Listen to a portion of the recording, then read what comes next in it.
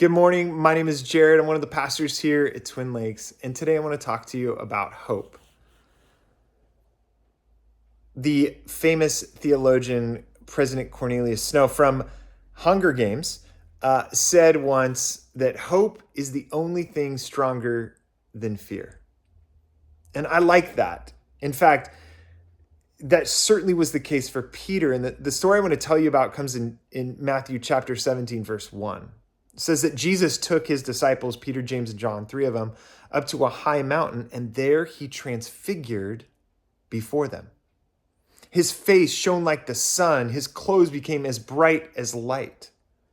And right then, Moses and Elijah come out and start speaking with Jesus. Peter gets all excited and he says, "This is good for us to be here.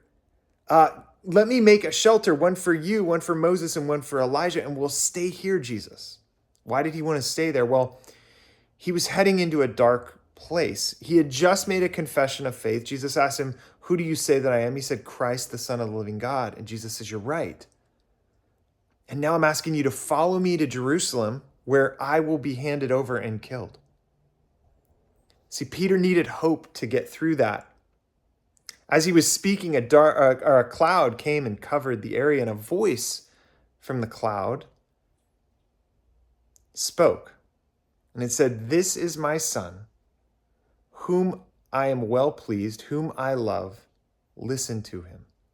Simple instructions.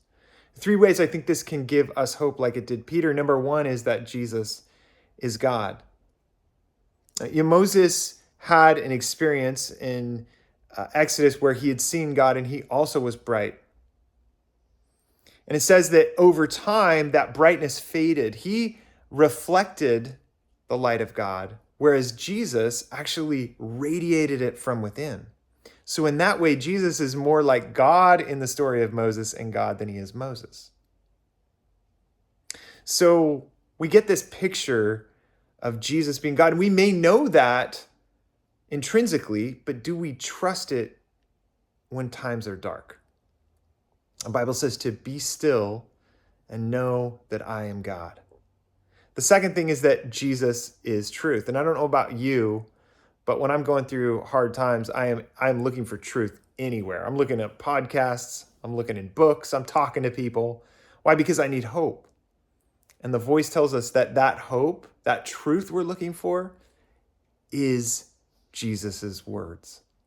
And the third is that Jesus promises a future. Jesus is our future.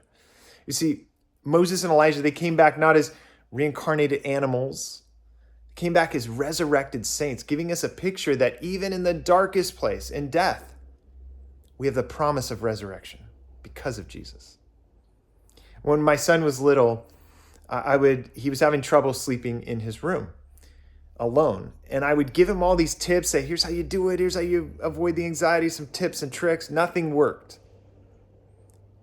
But when I would walk into the room, all that fear went away. Just my presence. Hope is the only thing stronger than fear. And I'll present to you that hope is a person. Hope is Jesus. So I hope that helps you if you're going through a dark time or in the future heading into one. God bless you guys, and we will see you next time.